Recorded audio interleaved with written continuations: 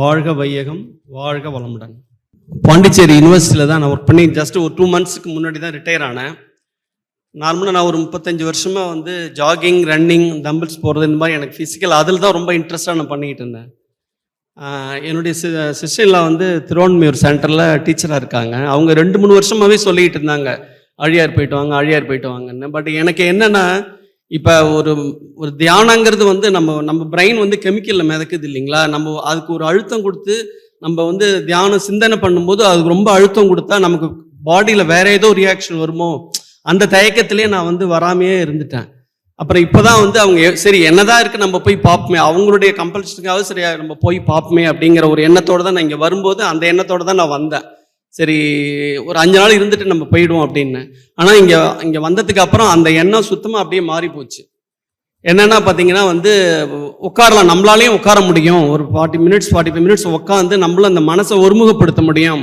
ஏன்னா எண்ணங்கள் வந்து அலைபாயுது இல்லைங்களா, அதை வந்து நம்ம ஒருமுகப்படுத்துறது ரொம்ப ரொம்ப கஷ்டமான வேலை. இங்கே நான் அந்த 5 நாள் அப்படியே நான் 100% நான் அப்படியே மாறிட்டேன்னு என்னால் சொல்ல முடியாது. ஆனால் என்னுள்ள ஒரு மாற்றம் வந்திருக்கு. எனக்கு வந்து ரொம்ப கோபம் வரும்போது பார்த்தீங்கன்னா அந்த பேக் போன்லாம் அப்படியே பயங்கரமாக வலிக்கும். ஸோ இப்போ நான் என்ன ஒரு உறுதிமொழி எடுத்திருக்கேன்னா, இனிமேல் இந்த கோவத்தை தவிர்க்கணும். இந்த கோவத்தினால நம்மளுடைய சுற்றத்தார், நம்மளுடைய ஃப்ரெண்ட்ஸு எல்லாத்தையும் நம்ம ஒரு வில்லனாக போயிடுறோம். ஏன்னா கோவப்பட்டானா யாருக்குமே பிடிக்காது இல்லைங்களா. ஸோ அதை இப்போ நான் என்ன பண்ணியிருக்கேன்னா, கோவத்தை சுத்தமாக நம்ம அவாய்ட் பண்ணணும் அப்படிங்கிற அந்த ஒரு எண்ணம் வந்திருக்கு. அதே மாதிரி பார்த்தீங்கன்னா இப்போ வந்து என்னுடைய ஃபேமிலி மெம்பர்ஸை ஃபஸ்ட்டு இங்கே இது பண்ணிட்டு வந்து இங்கே அழைச்சிட்டு வந்து இங்கே தியானத்தில் ஈடுபட வைக்கணுங்கிற அந்த ஒரு இதுவும் வந்திருக்கு.